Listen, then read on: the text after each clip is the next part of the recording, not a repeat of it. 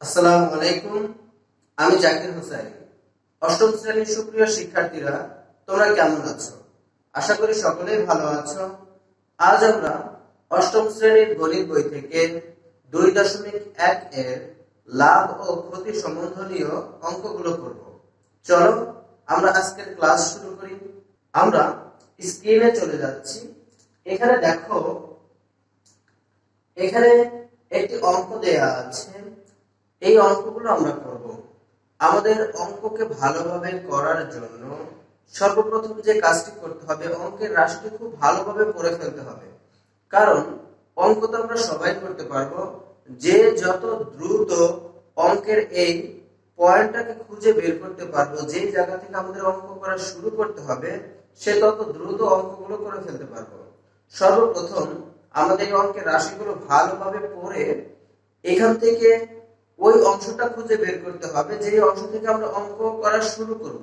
চলো আমরা প্রথমে অঙ্কের রাশিটি পড়ে নিই। এখানে দেয়া আছে, একটি পণ্যদ্রব্য বিক্রয় করে পাইকারি বিক্রেতার 20% এবং খুচরা বিক্রেতার 20% লাভ হয়।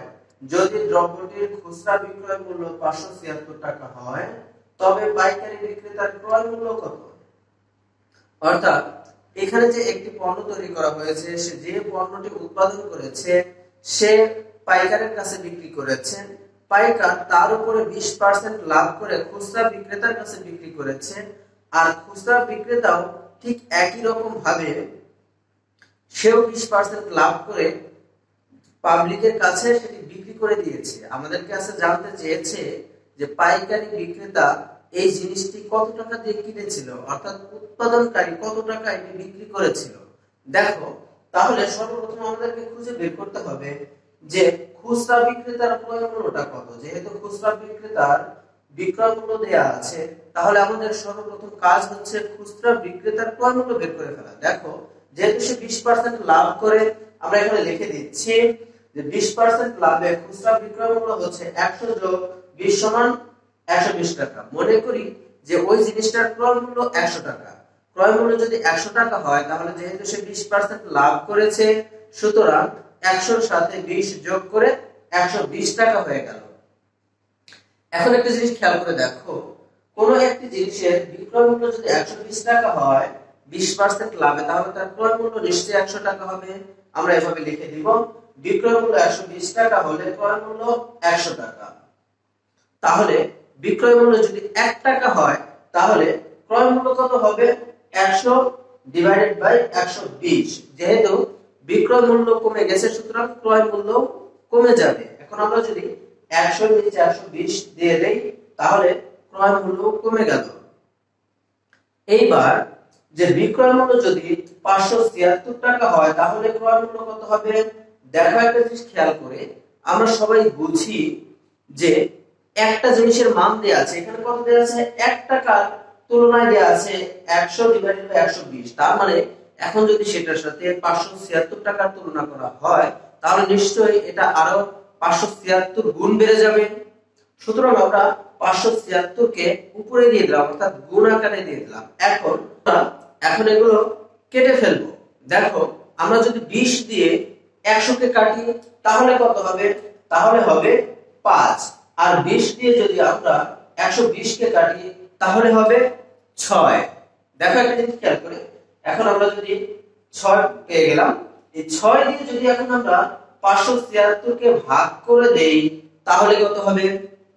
দেখো, 576 কে যদি আমরা 6 দিয়ে ভাগ করে দেই, 6 নং 54, এখানে আছে 57, তাহলে থাকে 3 আর 6 হচ্ছে 36। তার মানে 6 6 36। এর মানে হচ্ছে 6 দিয়ে যদি আমরা 576 কে কেটে দেই, তাহলে হবে 96। এই আমরা পেয়ে গেলাম 96। এখন 96 আর 5 আছে গুণ আকারে, সুতরাং আমরা এই দুটি যদি গুণ করে দেই, তাহলে হয়ে যাবে 480 টাকা।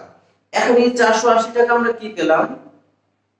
এই 480 টাকা পেলাম আমরা খুচরা বিক্রেতার ক্রয় মূল্য। এখন একটা জিনিস খেয়াল করে দেখো, খুচরা বিক্রেতা যে টাকাতে কিনেছিল, পাইকারি বিক্রেতা কিন্তু ওই টাকাই বিক্রি করেছে। তার মানে হচ্ছে যে খুচরা বিক্রেতার ক্রয় মূল্য এবং পাইকারি বিক্রেতার বিক্রয় মূল্য একই টাকা, সমান। এটি হচ্ছে আমাদের অর্ধেকটা অঙ্ক, আরো অর্ধেকটা অংশ আমাদের করতে হবে। আমরা অন্য একটি পেজ নিয়ে নিচ্ছি।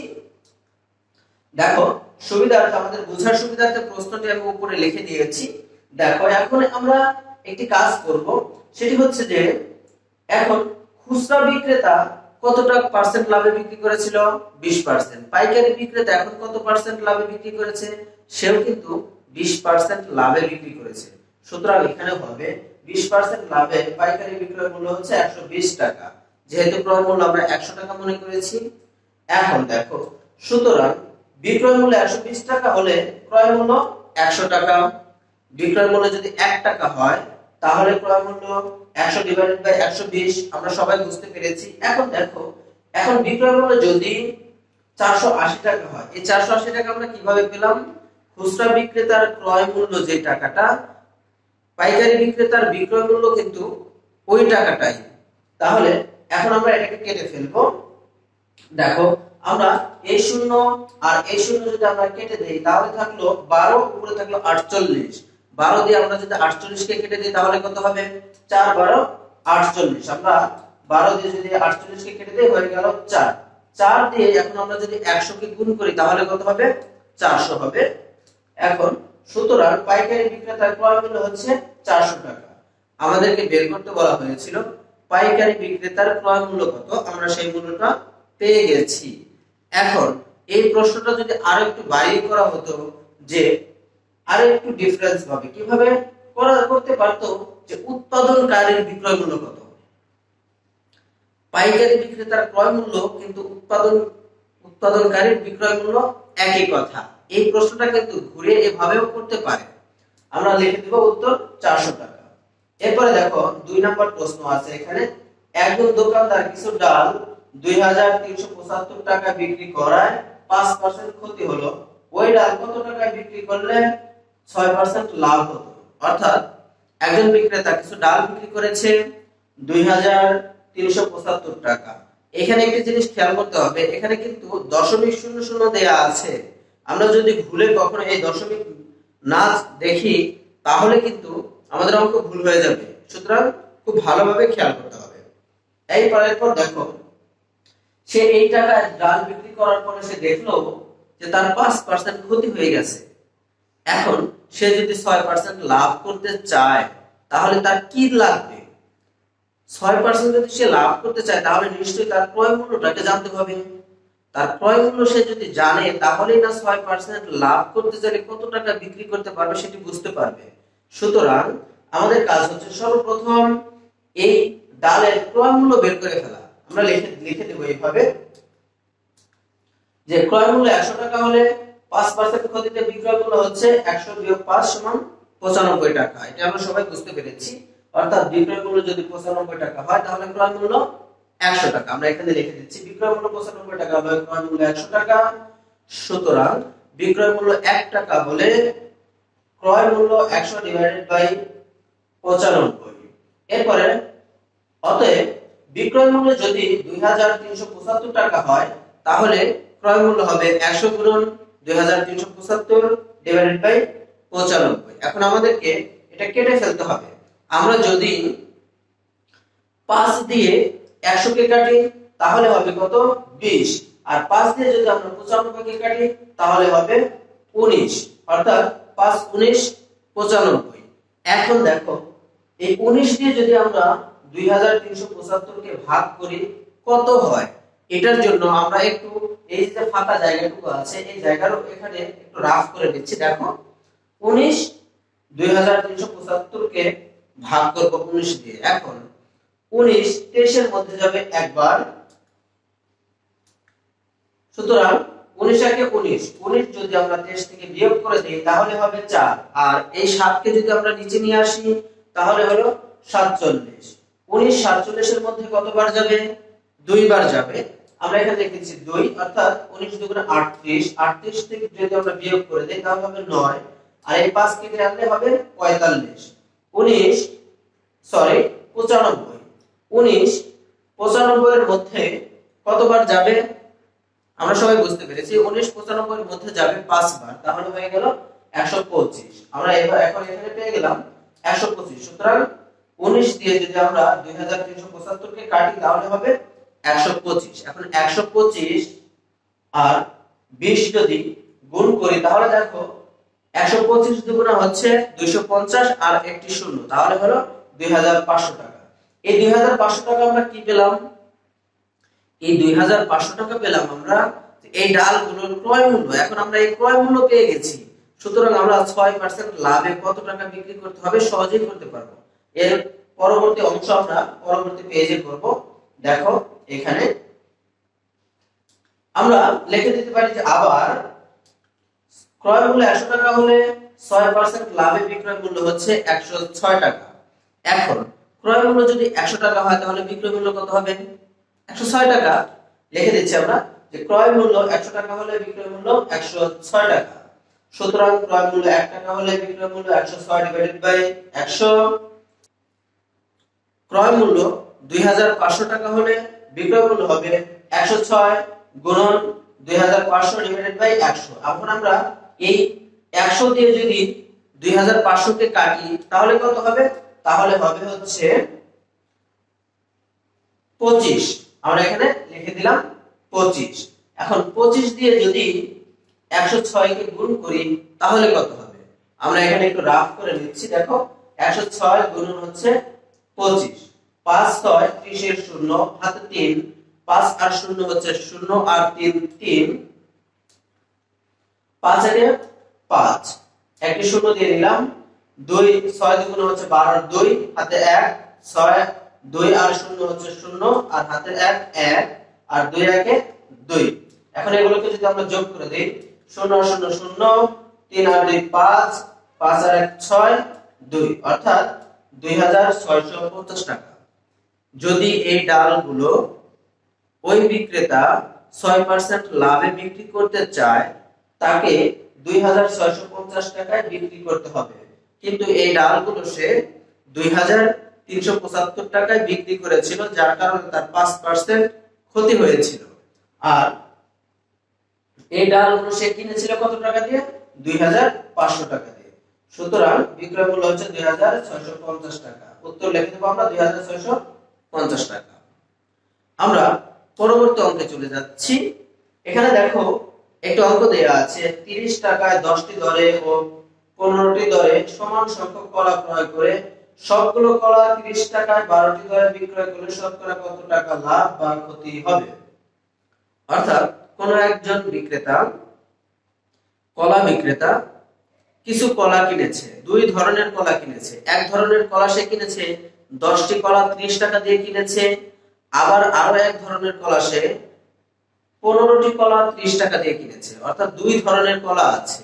আমাদের সর্বপ্রথম বের করে ফেলতে হবে ওই যে দুই ধরনের কলায় প্রত্যেকটি কলার দাম কত টাকা ছিল। তাহলে আমরা এখানে লিখে দেই 10টি কলার ক্রয় মূল্য 30 টাকা, সুতরাং একটি কলার ক্রয় মূল্য 30 ভাগ 10 সমান 3 টাকা। আমরা এই ডান পাশে একটি দাগ দিয়ে এখানে লিখে দিচ্ছি আবার 15টি কলার ক্রয় মূল্য 30 টাকা, সুতরাং একটি কলার ক্রয় মূল্য 30 ডিভাইডেড বাই 15 ইকুয়াল 2 টাকা। অর্থাৎ যে কলাগুলো কিনেছিল এক ধরনের কলা ছিল এক এক পিস প্রতি এক এক পিস ছিল, সেই কলার দাম কত টাকা? 3 টাকা। আর আরো এক ধরনের কলা সে কিনেছিল, সেগুলো এক একটা কলার দাম ছিল 2 টাকা করে। এখন চিন্তা করে দেখো দুই ধরনের কলা একটা একটা করে যদি আমরা নেই তাহলে আমরা দেখব যে 1 যোগ 1 সমান 2টি কলার ক্রয় মূল্য কত ছিল? কলার মূল্য ছিল 5 টাকা। অর্থাৎ সে এখান থেকে আমরা একটা কলা নিলাম আর এখান থেকে একটা কলা নিয়ে দেখলাম যে দুইটার দাম একত্রে কত টাকা হয়? একত্রে হলো 5 টাকা। তাহলে এই টোটাল কলার এভারেজ মূল্য যদি আমরা বের করতে চাই যে টোটাল কলার প্রতি এক একটা কলার প্রতি কত টাকা দাম করেছে, তাহলে দেখো এখানে আমরা 5 কে যদি ভাগ করে দেই তাহলে আড়াই টাকা হবে, অর্থাৎ 2 টাকা 50 পয়সা হবে। আমরা এইটা করব না, আমরা দুইটি কলার যদি ক্রয় মূল্য পেয়ে গেছি, এখন আমরা যদি দুইটি কলার বিক্রয় মূল্য পেয়ে যাই তাহলেই কিন্তু আমরা বের করতে পারবো যে শতকরা কত টাকা লাভ বা ক্ষতি হয়েছে। তাহলে আমরা লিখে দিতে পারি যেহেতু 12টি কলা সে বিক্রি করেছে 30 টাকা, 12টি কলা 30 টাকা বিক্রি করেছে। এখানে দেখো খেয়াল করে 30 টাকায় 12টি দরে, অর্থাৎ 12টি কলা সে 30 টাকা বিক্রি করে দিয়েছে। তার মানে একটি কলার বিক্রয় মূল্য হচ্ছে 30 ভাগ 12। এখন আমরা যদি দেখি যে দুইটি কলার বিক্রয় মূল্য কত, দুইটি কলার ক্রয় মূল্য আমরা জানি 5 টাকা, দুইটি কলার বিক্রয় মূল্য কত সেটা বের করলে আমরা বুঝতে পারবো লাভ হবে নাকি ক্ষতি হবে। দেখো আমরা লিখে দিচ্ছি, সুতরাং দুইটি কলার বিক্রয় মূল্য 30 গুণন 2 ডিভাইডেড বাই 12। এখন আমরা এই 2 দিয়ে যদি 12 কে কাটি হবে 6, 6 দিয়ে যদি আমরা এখন 30 কে কাটি তাহলে কত হবে 5। এখন দেখো একটা জিনিস খেয়াল করে, দুইটি কলা সে কিনেছিল 5 টাকা দিয়ে, আবার দুইটি কলা সে বিক্রি করেছিল 5 টাকা, তাহলে কি কোনো লাভ হবে? না, এখানে কোনো লাভ বা ক্ষতি কিছুই হবে না। তাই আমরা এখানে লিখে দিব ক্রয় মূল্য বিক্রয় মূল্য সমান, তাই লাভ ক্ষতি কিছুই হবে না। এই হচ্ছে আমাদের 3টি অঙ্ক। আমরা প্রতিদিন অল্প অল্প করে আগাবো, প্রতিদিন 3টি করে অঙ্ক শিখবো।